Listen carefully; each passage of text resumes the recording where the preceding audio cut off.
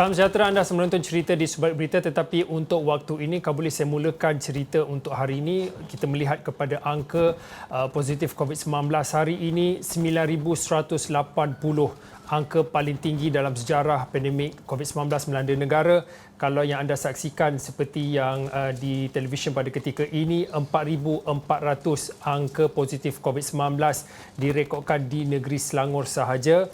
Manakala yang kedua tertinggi adalah di wilayah Persekutuan Kuala Lumpur, 1,271 kes positif. Negeri-negeri lain yang mencatatkan angka positif yang tinggi juga seperti di Kedah 417 kes dan juga Sarawak 406. Hari ini kes baharu 9,180 kes paling tinggi.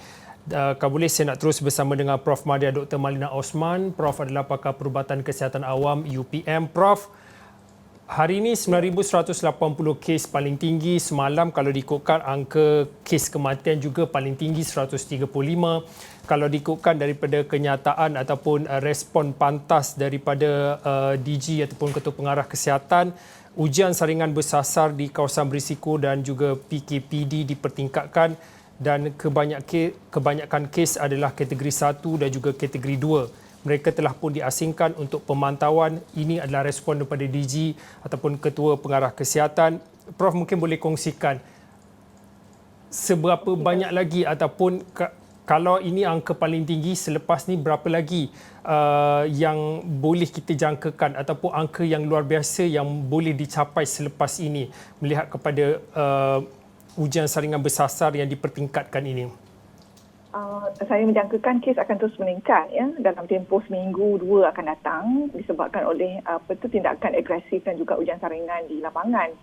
Kalau kita dapat recall ataupun ingat balik apa yang berlaku pada PKP 1.0 tahun lepas, kes hanya turun selepas 19 hari. Minggu kedua, dalam minggu ketiga baru kes turun. Ya. Hari ke-19 baru kes turun dan kita menunjukkan penurunan. Jadi dalam angka sekarang ni, kalau kita lihat beribu-ribu, lebih daripada 5,000 sehari, maksudnya memang kita mengambil masa agak panjang untuk menurunkan di samping ujian saringan yang begitu agresif dilaksanakan. Saya berpendapat juga pada waktu ini, kalau kita lihat disebabkan oleh tularan yang agak meluas ya di Selangor dan juga di Kuala Lumpur, Negeri Sembilan ni, 3 negeri ni. Pada pandangan saya sudah sampai masanya agaknya kita memberikan juga rawatan secara besar-besaran yang mana penggunaan ivermectin saya rasa perlu dipertimbangkan. Bukti-bukti klinikal yang terbaru telah menunjukkan ada kesan sebenarnya ubat tersebut ya, terutama mereka yang di peringkat awal. Dan kalau kita tengok data di India, kes turun ya, dan saya difahamkan mereka di sana sebagainya menggunakan rejim ivermectin dalam merawat pesakit. Dan saya harap ini dapat dilaksanakan di samping kita menunggu program vaksin yang sedang berjalan dengan lebih dengan giat sekali pada masa ini. Prof, kalau ikutkan daripada semalam KKM menyatakan tentang berkaitan dengan strategi ataupun langkah segera yang untuk memperlihatkan kesiapsiagaan hospital khususnya di Lembah Kelang dan juga pusat kuarantin rawatan berisiko rendah bersepadu MAEPS 2.0 dengan angka 9,180 dan juga jangkaan daripada Prof sendiri akan lagi pertambahan selepas ini hari-hari yang akan mendatang. Kebimbangan orang ramai adalah berkaitan dengan ketahanan sistem kesihatan sedia ada. Beberapa hari ini khususnya di media sosial ramai yang bimbang dengan sama ada sistem healthcare ataupun kesihatan awam akan kolaps ataupun runtuh dengan keadaan dan juga unjuran kes baharu pada waktu ini. Bagaimana kita boleh fahami ketahanan sistem kesihatan awam secara keseluruhannya? Saya difahamkan sistem perkhidmatan kesihatan yang ditawarkan oleh Kementerian Kesihatan berada dalam keadaan yang agak tenat sekali dan sebahagiannya difahamkan telah membuat tambahan ya, katil-katil canvas dan sebagainya, dan juga ada yang mengatakan mereka tidak mampu lagi, tidak sanggup lagi untuk merawat terutama pesakit kategori 4 dan 5. Terbaru daripada Kementerian Kesihatan semalam yang telah mengumumkan tentang MAEPS dan juga penglibatan daripada Hospital Medan ya, oleh Pasukan Angkatan Tentera adalah antara langkah-langkah segeralah yang saya lihat dapat menangani isu ini. Dan dalam masa yang sama juga tindakan daripada masyarakat ya, terutama mereka yang perlu keluar untuk melakukan aktiviti harian, memang perlu mengambil langkah serius lah dalam mengelakkan diri dari dijangkiti. Di samping itu perlu mengenal pasti tanda-tanda klinikal yang mungkin menjurus mereka itu mendapat jangkitan. Jadi perkara ini perlu dipantau sebab kita lihat bahawa dalam keadaan waktu ini agak sukar untuk mendapatkan rawatan segera. Laporan mengatakan bahawa ada yang menunggu ventilator dan tidak dapat meneruskan rawatan tersebut walaupun telah menunggu sekian lama. Jadi keadaan-keadaan ini perlu kita fahami. Kalau jatuh sakit, memang sukar untuk mendapatkan rawatan dengan cepat dan segera dan mendapat rawatan yang sempurna. Jadi langkah yang terbaik pada masa ini ialah mengelakkan diri dari dijangkiti. Kalau tak perlu keluar, tidak perlu ke mana-mana, duduk di rumah dan juga kalau perlu keluar tu memang perlu sentiasa menjaga SOP dengan sempurna dan kita memang tidak boleh mengambil mudah atau kita rasa tak apa, tak mungkin akan berlaku. Dalam keadaan yang meluas sekarang ini memang jangkitan tu sangat mudah, lebih-lebih lagi dengan adanya varian yang menular pada waktu ini. Itulah sebabnya sebelum ni saya nyatakan juga antara langkah yang kita boleh laksanakan juga ialah untuk memberikan rawatan ivermectin tu bagi mengelakkan mereka dari kategori rendah ini untuk berpindah ke kategori yang lebih tinggi. Sebab kajian klinikal baru menunjukkan indikasi yang sedemikian. Prof, mungkin boleh kongsikan tentang rawatan Ivermec jika diambil kira dan juga dipertimbangkan untuk digunakan. Apa mungkin kesan dan juga impaknya secara keseluruhan? Saya berpendapat tidak ada isu di situ sebab saya pun melakukan penyelidikan parasitologi di makmal saya di universiti. Ubat-ubat parasit ni, antiparasit ni secara umum adalah ubat yang sangat selamat. Tidak menunjukkan sebarang tanda-tanda yang boleh melibatkan toksik ataupun kesan-kesan yang membahayakan. Dan saya juga berpendapat berdasarkan pengalaman penggunaan off-label. Maksudnya digunakan selain daripada kegunaan untuk mengubat kecacingan, masalah parasit.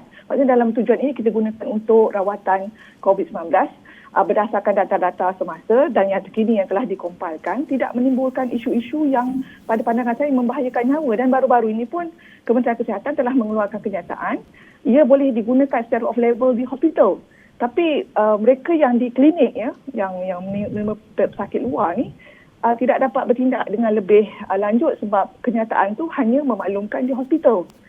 Sedangkan data-data klinikal menunjukkan pesakit berkenaan boleh dirawat di peringkat awal untuk mengelakkan keterukan kes menjadi lebih serius sekiranya tidak dirawat dari peringkat awal. Jadi berdasarkan pengalaman dan juga pengetahuan saya dalam bidang parasitologi dan kesihatan awam, saya tidak nampak ada sebarang keadaan yang menyukarkan mengapa ivermectin tidak dapat dilaksanakan. Ia boleh terus dilaksanakan pada masa ini. Prof, kalau boleh saya nak bawa kembali perbincangan kepada apa yang Prof katakan pada awal tadi, perbandingan PKP setahun lalu dibandingkan dengan PKP 1.0 dengan waktu ini. Kalau boleh saya nak bandingkan juga dengan kes kalau setahun yang lalu sifar kes tempatan direkodkan dan beberapa hari sebelumnya juga iaitu setahun yang lalu merekodkan ataupun melaporkan sifar kes bagi kes tempatan. Tetapi fast forward setahun lebih ataupun selepas setahun PKP 3.0, total lockdown, PKPD di Lembah Kelang dan juga di Selangor, kes makin hari makin meningkat.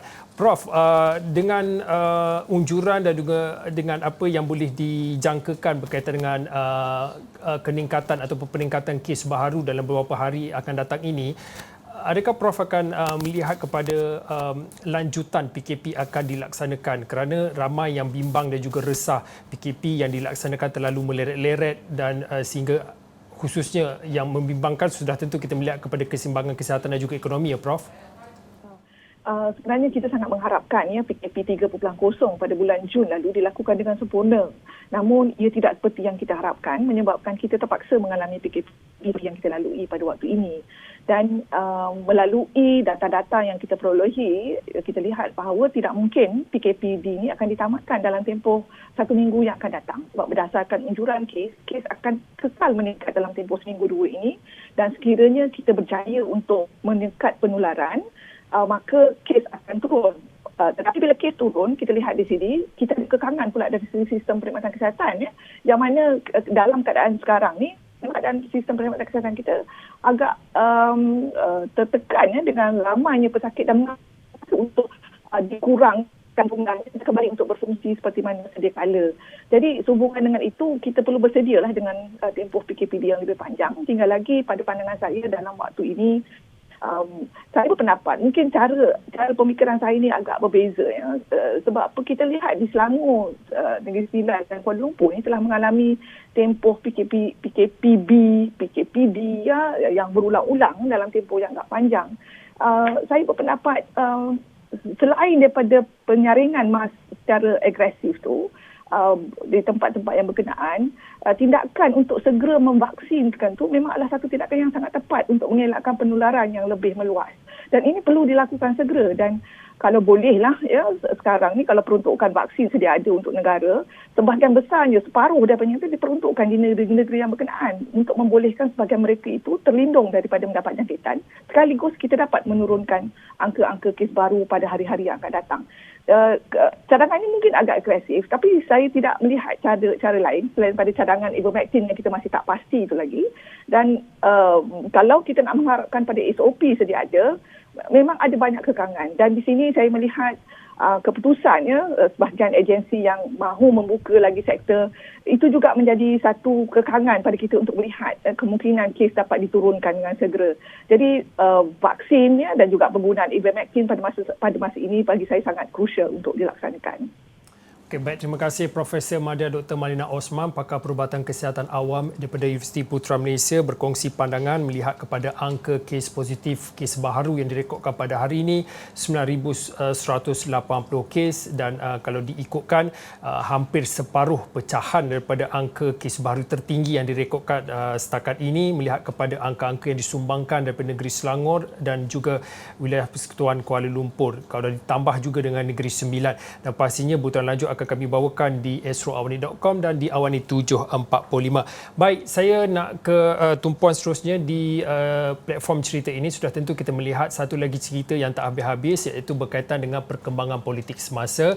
Kalau boleh saya nak terus bersama dengan Ridauddin Daud, mungkin boleh dikongsikan pada waktu ini, kalau semalam awal pagi lagi kita lihat dan juga kita telah mendapat makluman berita berkaitan dengan ada pergerakan, khususnya beberapa pemimpin dilaporkan telah pun berada di kediaman Perdana Menteri. Dan mungkin untuk hari kedua ni mungkin boleh dikongsikan berkaitan dengan, mungkin boleh dibandingkan dengan semalam dan juga hari ini, dan mungkin sedikit laporan yang boleh dikongsikan tentang Timbalan Perdana Menteri Datuk Seri Ismail Sabri Yaakob yang memulakan tugasnya sebagai Timbalan Perdana Menteri. Baik, terima kasih Fauzi. Ya, betul Fauzi. Kalau diikutkan sebenarnya semalam di belakang saya ini adalah pintu pagar untuk masuk ke dalam kawasan berhampiran rumah Perdana Menteri Tan Sri Muhyiddin Yassin. Kalau semalam sebenarnya banyak pergerakan yang berlaku di belakang ini. Ada saja kereta keluar dan masuk melibatkan pemimpin negara, ada yang tulis perkataan menteri, ada timbalan menteri dan sebagainya. Namun pada hari ini masih lagi juga ada yang keluar dan masuk.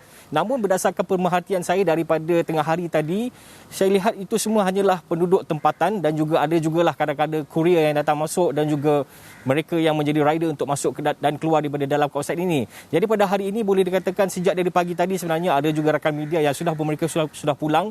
Mereka mengatakan bahawa dari pagi mereka sudah tunggu, tidak langsung ada pergerakan atau apa-apa menteri atau timbalan menteri yang hadir pada hari ini. Kereta mewah, ya banyak, sebab kita tahu mungkin di sini adalah kawasan yang mungkin melibatkan golongan elit. Jadi kereta mewah itu banyak. Namun kereta mewah yang membawa menteri ataupun timbalan menteri, saya tanyakan kepada mereka dan saya juga lihat sendiri selama hampir 3 jam ke 4 jam, nampaknya boleh dikatakan tiada langsung berbanding semalam.